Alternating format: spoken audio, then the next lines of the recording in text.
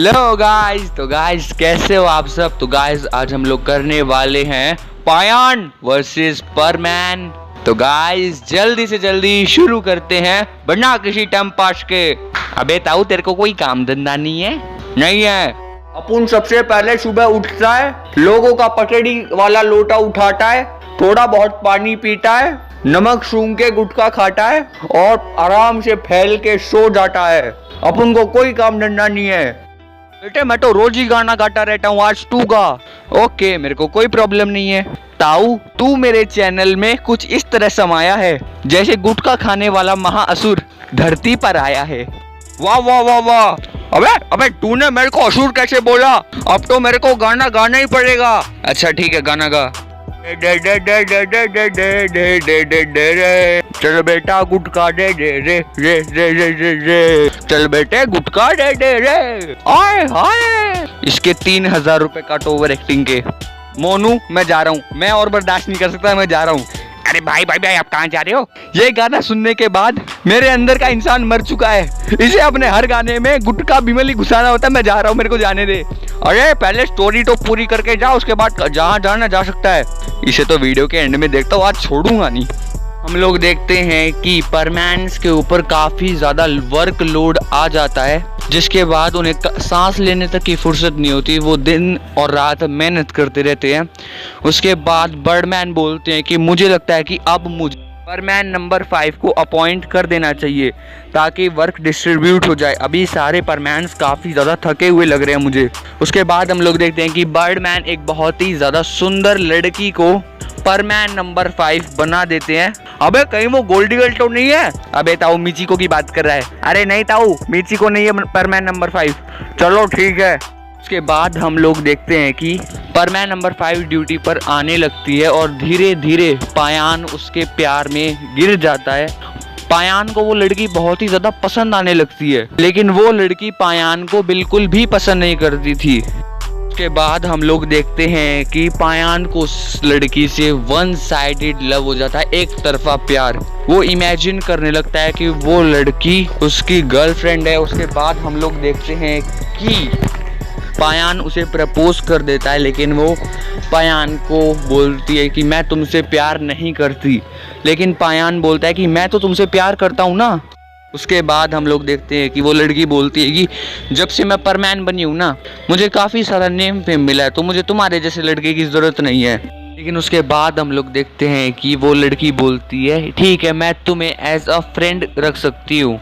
तो उसके बाद पायान मान जाता है और उसके बाद वो पायान की काफ़ी अच्छी दोस्त बन जाती है धीरे धीरे करके, और वो पायान को पसंद करने लगी थी। उसके अंदर भी पायान के लिए फीलिंग आने लगी थी। हम लोग देखते हैं कि अब वो लड़की भी पायान को पसंद करने लगी थी और धीरे धीरे पायान भी उस लड़की को पसंद करने लगा था। तो हम लोग देखते हैं कि एक दिन पाको और उस लड़की की बहस हो जाती है। वो लड़की बोलती है कि मैंने हर परमैन को अपनी शक्ल दिखाई हुई है, बस हमारे ग्रुप में एक तुम ही हो पाको जिसने अपनी आइडेंटिटी अभी तक छुपा के रखी है। क्या तुम अपनी आइडेंटिटी सबको नहीं बता सकती पाको? तभी पाको बोलती है कि मैं ऐसा नहीं कर सकती, बर्डमैन ने मुझे मना किया है।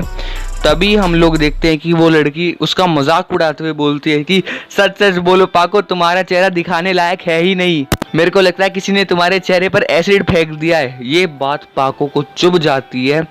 जिसके बाद हम लोग देखते हैं कि पाको बोलती है अरे ओ गुटखा बेचने वाली औरत जो, ए मोनू रामपुरी चाकू लेके आ।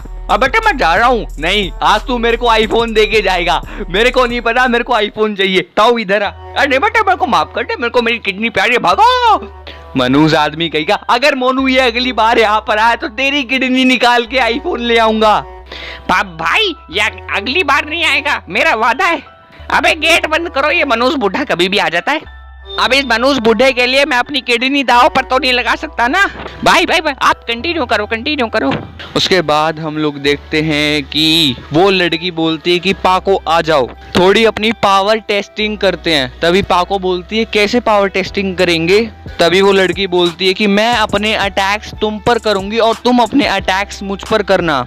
तभी पाको बोलती है ठीक है जैसा तुम चाहो। तभी वो लड़की अपने मन के अंदर सोच रही होती है कि आज मैं तुम्हें इतना मारूंगी पाको कि तुम्हारा हेलमेट टूट जाएगा। और सभी परमैन्स को तुम्हारी आइडेंटिटी पता चल जाएगी। उसके बाद हम लोग देखते हैं कि वो नई लड़की हवा में जाती है और पाको के चेहरे पर लात मारने वाली होती है। तभी पाको उसकी लात को ब्लॉक कर देती है और बोलती है कि ऐसे नहीं करते, दुश्मन तुम्हारी लात को ब्लॉक करके बहुत दूर फेंक सकता है तुम्हें। तभी वो लड़की बोलती है कि अरे गुटखा बेच बेच परेशान हो गई हूँ, मेरे को भी पैसा चाहिए। आजा तेरे को पैसा देता हूँ, आजा मोनू तेरे को भी पैसा देता हूँ। एक वो मनुष्य बुढ़ा कम था कि तू भी बोलने लगा। अरे भाई माफ कर दो, मैं तो फोन पे बात कर रहा था। एक काम कर, खिड़की खोल, सफोकेशन हो गई है मेरे को। हेलो मैं आ गया। ओ भाई जिंदगी झंड है मेरी, एक ये ताऊ और एक ये मोनू, अब दोनों ही बेवकूफ हैं। मोनू 1 मिनट इधर आना और ताऊ तू भी इधर आ। हाँ भाई क्या हो गया? हाँ बेटे बोल क्या बात है? मेरे पास एक प्लान है, 1 घंटे में 2 लाख रुपए हमारे पास होंगे।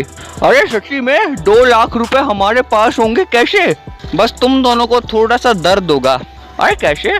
चलो डॉक्टर के पास बताता हूँ। 1 घंटे बाद ये देखो 2 लाख रुपए। ये तूने अच्छा नहीं किया, तूने मेरी किडनी बेच दी। भाई आपने तो मेरी भी किडनी बेच दी, मैंने क्या किया था? मेरे को कुछ नहीं पता, मेरे पास 2 आईफोन आ चुके हैं, अब मेरे को जाने दो। और ताऊ अगली बार अगर यहाँ पे दिख गया ना तो तेरी एक आंख भी बेच दूंगा। मनुष्य बुढ़े कहीं के दोनों मनुष्य बुढ़े हैं। नहीं, मोनू जवान है। उसके बाद हम लोग देखते हैं कि वो लड़की जानबूझकर पाको के हेलमेट पर ही अटैक कर रही थी, जिसकी वजह से पाको समझ जाती है कि मेरा हेलमेट तोड़ने की काफी देर से कोशिश कर रही है। जिसके बाद हम लोग देखते हैं कि पाको एक ऐसा मुक्का मारती है उस लड़की के चेहरे पर, जिसकी वजह से उसका हेलमेट टूट जाता है। और जैसे वो हेलमेट टूटता है ना, उस लड़की को 1-2 खरोच लग जाती है, जिसकी वजह से उसके चेहरे से खून आ रहा होता है। उसके बाद हम लोग देखते हैं कि वो लड़की रोते रोते पायान के पास जाती है और बोलती है कि पायान, पाको ने देखो मेरा क्या हाल कर दिया।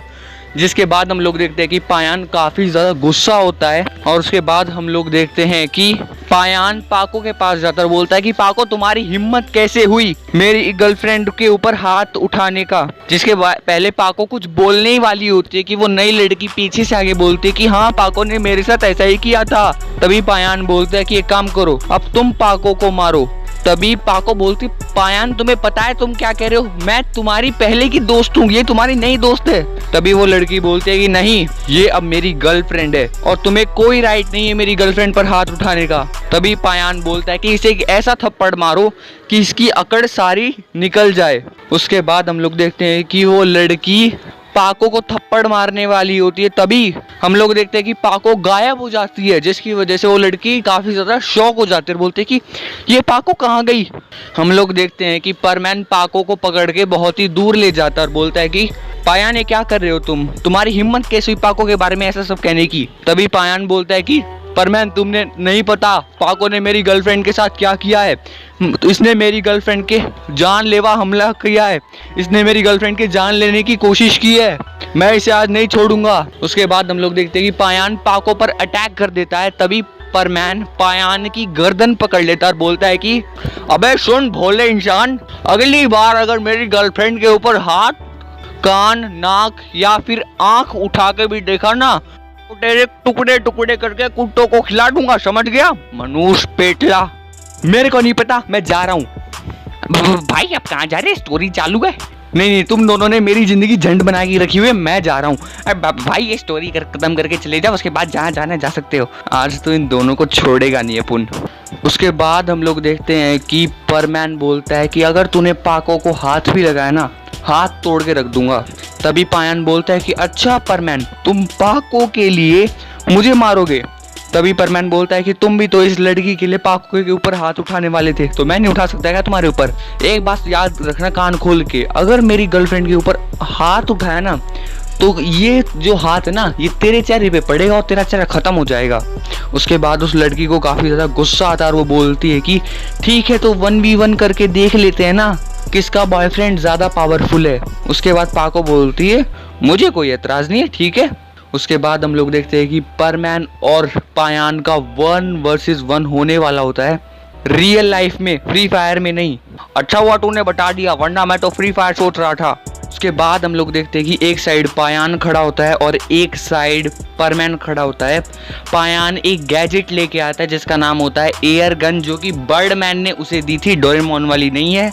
उसके बाद हम लोग देखते हैं कि पायान उसे परमैन के ऊपर चलाने ही वाला होता है, तभी पीछे से वो लड़की आती है और पायान का हाथ घुमाकर पाको की तरफ कर देती है, जिसके बाद हम लोग देखते हैं कि वो एयर गन पाको को लग जाती है और जैसे ही पाको को वो लगती है, पाको काफ़ी ज़्यादा दूर गिरती है और उसके होठ से थोड़ा बहुत खून भी निकल रहा होता है। जिसके बाद हम लोग देखते हैं कि परमैन काफ़ी ज़्यादा टेंशन में आ जाता है और परमैन काफ़ी ज़्यादा गुस्सा हो जाता है और बोलता है कि पहले तो मैं तुम्हें सिर्फ हराने वाला था, लेकिन अब मैं तुम्हें नहीं छोड़ूंगा।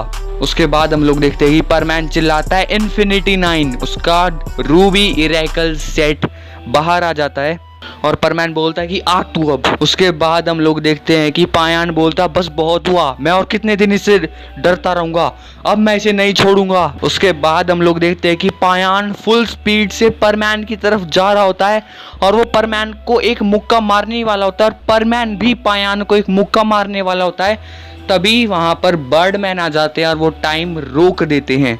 हम लोग देखते हैं कि जैसे ही टाइम रुकता है, पायान और परमैन दोनों के दोनों फ्रीज हो जाते हैं, जिसकी वजह से एक बड़ा हादसा होने से बच जाता है। उसके बाद बर्डमैन उन्हें दूर दूर रखते हैं और टाइम को वापस ऑन करते हैं और दोनों ही लड़खड़ाकर नीचे गिर जाते हैं। उसके बाद दोनों एक ही बात बोलते हैं, आई लव गुटखा।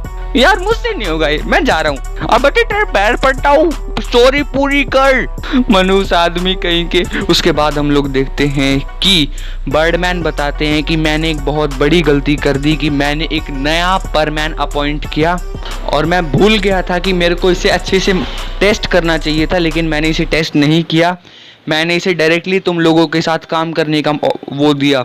असल में ये सारी लड़ाई इसी ने कराई थी। लेकिन पाको को क्या हुआ है? पाको हम लोग देखते हैं कि पाको को थोड़ा बहुत खून निकल रहा होता है, बाकी पाको बिल्कुल ठीक होती है। उसके बाद बर्डमैन उस नई लड़की पे चिल्ला रहे होते बोलते हैं कि दफा हो जाओ मेरी परमैन स्क्वाड से, मैं तुम्हारी मेमोरी इरेज कर रहा हूँ। उसके बाद बर्डमैन अपनी एक गन निकालते हैं और उस लड़की की मेमोरी इरेज कर देते हैं। तो जैसे इस लड़की की मेमोरी इरेज होती है, वो लड़की वहाँ से गायब हो जाती है। उसके बाद पायान बोलता है कि मुझे माफ़ कर दो परमैन, और उसके बाद परमैन भी बोलता है मुझे माफ़ कर दो पायान। उसके बाद पाको वहाँ पर आती है और पाको बोलती है अगर इन दोनों के मुक्के आपस में टकरा जाते तो क्या होता।